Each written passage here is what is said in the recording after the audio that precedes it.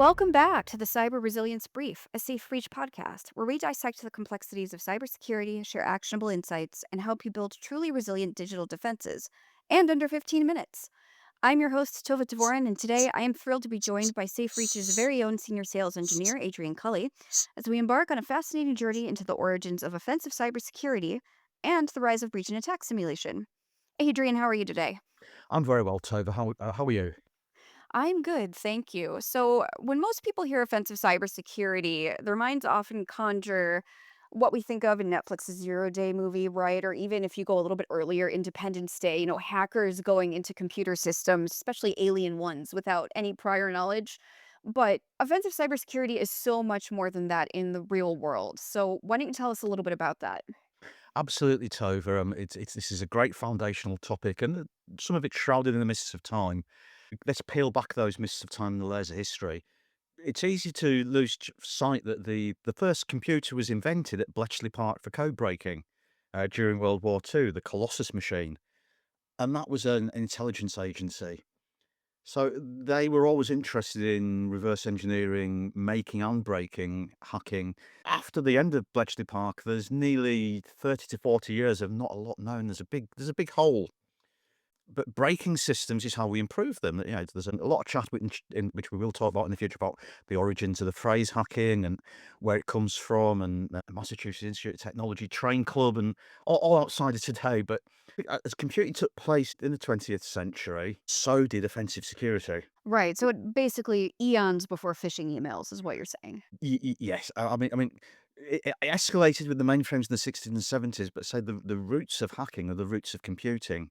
The mainframes became the first monolithic computing powerhouses, always physically secured. Yet then we saw the genesis of the mindset of what happens if we break it. Early experimenters, the phone system attracted hackers. Phone phreakers, famously Captain Crunch, because of the parallel work with telephone networks. The engineers at Bletchley Park that made the first computers, Tommy Flowers and co, were actually telephone engineers. So there's always been close links between the telephone network and computing historically. So therefore, the earliest hacking, 60s and 70s, was about exploiting telephone systems. By the way, quick reminder to our Gen Z or younger audiences that telephones used to be landlines.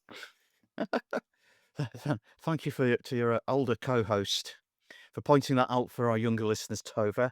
So, but exactly to Tova's point, the telephones, they used tone generators, social engineering, and an in-depth understanding of how these early systems operated. This wasn't cyber in the modern network sense, but it embodied that initial spirit of probing, testing, and finding weaknesses. You've all heard the phrase, if it isn't broke, don't fix it. But this was about, if it doesn't need fixing, do try to break it. And break it they did, and they keep breaking it. Precisely, Tova. The real acceleration towards what we'd recognise as offensive cybersecurity tactics began with ARPANET and the nascent internet in the 1980s, i.e., networks. As more machines interconnected, the attack surface exploded. This is when we started seeing the first true computer viruses, worms, and rudimentary network intrusions.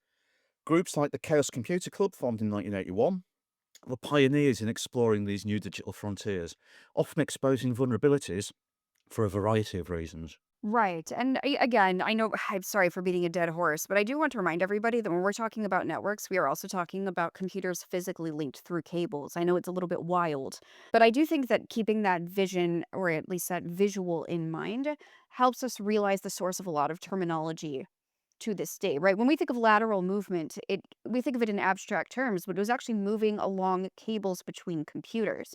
So when you're learning offensive cybersecurity for the first time, try to get back into an 80s mindset here. Computers were physically connected.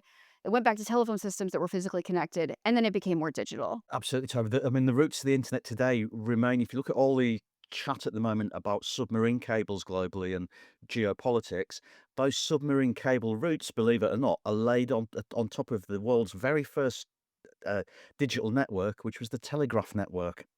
And the telegraph network remains the underpinnings of today's global digital networks. How did hackers evolve their tradecraft, government and otherwise? They were conducting manual breach and attack simulations, basically. They were looking to gain unauthorized access, escalate privileges, exfiltrate data, but it was very, very manual. They would often write custom scripts, deep dives into classic operating system internals, a lot of trial and error. Again, can't cram everything in today, but if you want to read the first documented account of all of this from a defender's sake, it's The Cuckoo's Egg by the amazing Cliff Stoll. Just after Cliff Stoll's experience with being hacked at Berkeley University, we've got the infamous Morris worm of 1988 as a classic example. It was a Unix worm. It was unintentional, we think, the effect. William Tappan Morris, you could go and ask him. He's a computer science lecturer, professor to this day. But he achieved a large-scale offensive cybersecurity simulation that brought a significant part of the early internet to its knees. It was a massive wake-up call for everyone as to what was possible and how vulnerable things were. Do we want to dive a little bit into how that was unintended but ended up becoming sort of a blueprint for future attacks, or do you want to leave So, that for a different episode? so we can do that, and I do a whole episode on it. William Tappan Morris's father was an NSA official, and William Tappan Morris was a very bright guy. His father was involved in. I alluded earlier to some of the mysteries of the 40s, 50s, and 60s of government security work around this. His father was exactly involved with that for the NSA, and William used to listen very carefully to what his father talked about at the meal table at home. Unfortunately, his father might have been a little bit less discreet than he thought he was being. William took what he'd heard at the table at home back into university and applied that knowledge and managed to write a worm that brought university Unix networks to their knees. That's wild. Early case of social engineering before we knew what that was. Yes. Okay, so let's fast forward a little bit to the 90s and early 2000s after the internet goes mainstream. So, once we have the internet and computers interconnected around the world, the threats ended up proliferating around the world and become more and more sophisticated. This is where we really start to see the emergence of formal penetration testing. Am I right about that?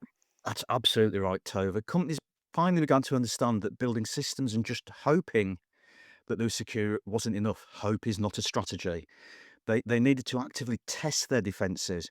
Penetration testing, sometimes shortened to pen testing, became the established methodology. It involved ethical hackers, often external consultants, actively attempting to breach an organization's systems using known vulnerabilities and attack techniques. It was a critical evolution. Right, and that critical evolution did provide us a vital snapshot of security posture, but we both know it has limitations. It did, Tova. Whilst invaluable, because it was better than anything that was available beforehand, penetration testing was typical a point in time assessment. It was resource intensive, truth as it still is, on a human level. Crucially, it couldn't always simulate the continuous, evolving nature of real world threats. Think of it of like taking a single photo of a moving target. You know where it was, but not necessarily its current trajectory or where it's going. On top of that, as we've discussed before, one penetration tester does not equal the same resources as a whole network of hackers. Nowhere near. This is the problem. You know, there are considerable resources thrown by hostile nation states at this. How can any one individual hope to match that? Right, and that's where breach and attack simulation comes in. Precisely. The core concept of BAS is to move beyond episodic testing to continuous validation. Instead of a manual human driven process for every test, BAS aims to automate and scale the simulation of adversarial tactics, techniques, and procedures, TTPs, against an organization's live environment, as per Article 26 of DORA, Critical Live Production Systems. Right, and that's a constant feedback loop on critical life production systems as well. Exactly. The genesis of BAS truly lies in the desire for more consistent, comprehensive, and objective insights into security effectiveness. Organizations needed to know at any given moment if their security controls were actually working against the latest threats. And they wanted to move beyond simply identifying vulnerabilities to understanding the impact of a successful attack and how their defenses would truly react in real time. So, in essence, what they were doing was taking the manual breach and attack simulation process we talked about early in the episode and trying to productize it in a way that made life a lot easier and for larger enterprises. So, when do we start seeing BAS hit the market in the commercial sense? So early iterations, as you alluded to there, Tova, may well have been internal scripts or frameworks developed by the leading security teams, but the commercial market for BAS solutions really started to emerge in the mid to late 2010s. Several factors drove this. Firstly, the increasing sophistication of advanced persistent threats, or APTs, and nation state actors. The famous APT-1 report published by Mandiant largely kick-started interest in this area. But interestingly, that there's nothing new about APTs. I mentioned earlier Cliff Stoll's book, The Cuckoo's Egg. That was a Russian-backed, so-called the East German former Stasi secret police, arguably the first documented advanced persistent threat.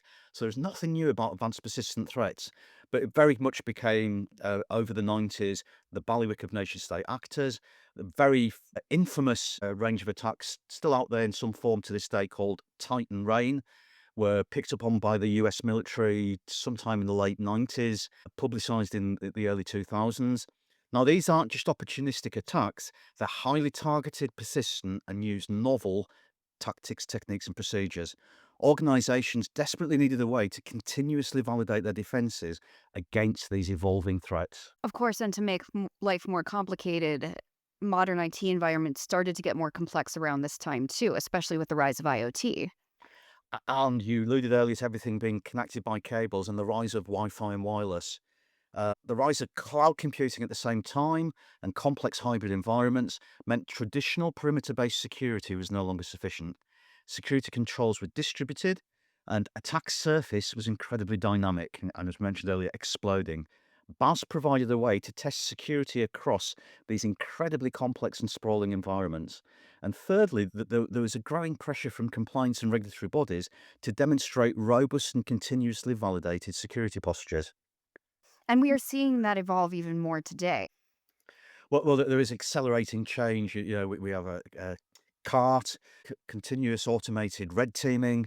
We have adversary exposure validation, AV. So think of it as a highly sophisticated cyber training gym, which is very, very different to the approach of traditional penetration testing. Tova, instead of just having a coach tell you if you're strong, which is what traditional penetration testing did, we broke in, you're not strong, try better. We're way beyond that now. That's no longer good enough. A BAS platform acts as a series of automated controlled sparring partners. It continuously launches simulated attacks using real attack techniques. Nothing synthetic about this. Everything from phishing attempts to malware infections to lateral movement and data exfiltration techniques directly against your critical live production systems. Right, and the essence of it is that these are safe simulations. There's no actual damage. We do clean up afterwards. It's the DAP match scenario. Exactly, Tova. The clues in our name, safe breach. We're able to neuter these attacks so that we don't blow ourselves up. You don't disrupt critical life production. This scares the life out of many people because they just couldn't do it historically. We do it. We have many of the world's biggest finance houses are long-term partners and customers, and they've been running this against critical life production systems for many, many years now. And this is a key differentiator. These simulations are executed in a safe, non-disruptive manner. They don't actually exploit vulnerabilities in a way that causes damage or data loss. We're monitoring how your existing security controls, your firewalls, your intrusion detection systems, your endpoint protection, your SIEMs respond. We're validating their response. Do they detect the attack? Do they block it? Do they generate the correct alerts? Are those alerts routed to the right teams? We see it just from this conversation what the potential value is, but what value then does BAS provide to CISOs in the wild? So it's the continual 24/7, 365 validation of your security posture, continuous real-time feedback. This loop is what makes BAS so incredible powerful. It allows organizations to first validate their security posture in real time. No more guessing if controls are working. And as we've discussed before, credible attackers, the first thing they will do is invalidate your security controls, circumvent them, disable them. We're able to detect that with a BAS platform. Secondly, we identify gaps and misconfigurations proactively before a real attacker exploits them. We find the problem before they do. They're looking for these problems all the time. Let's find it first. Thirdly, we optimize security investments by understanding which tools are truly effective, where resources should be allocated. Fourth, we measure improvements over time. We refer to this as the drift. We track the effectiveness of security enhancements. We don't just hack you, we advise remediation. We then apply the remediation. We then repeat the simulation of the attack and track the effectiveness of the security enhancement. But my fifth point is, in doing all of this, we're training security teams by providing realistic scenarios for instant response. We're making red teams, blue teams, and purple teams more knowledgeable and far more efficient and effective at the work. So BAS is essentially what's taking all your theoretical security knowledge and making it into reality. Absolutely. So, for example, there's many great threat intelligence companies out there providing feeds of indicators of compromise and tactics, techniques, and procedures. We take those feeds and very cleverly, using a machine learning driven engine, convert them instantly into brand new attacks that have never been seen before. So we take those feeds and that they're no longer just remediation, we can actually run them as an attack. So what you just mentioned, Tova, is a perfect way of putting it.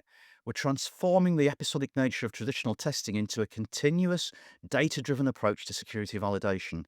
It takes that initial spirit of offensive cyber, that hacking curiosity to break and understand systems, and applies it systematically and ethically to build stronger and more resilient defenses. Adrian, thank you so much for breaking down such a complex and vital history for us today. And I look forward to discussing this more in depth in future episodes. I know I've learned a lot.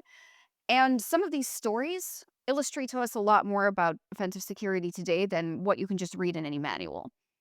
My pleasure, Tova. It's always great to chat with you and the listeners.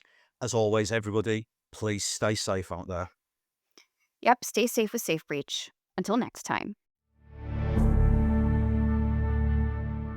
The Cyber Resilience Brief is a SafeBreach podcast. It's produced by Tova Dvorin and executive produced by Adrian Culley. Sound design provided by Adobe Podcasts. Distribution provided by Podbean, and extra support and love from the SafeBreach team.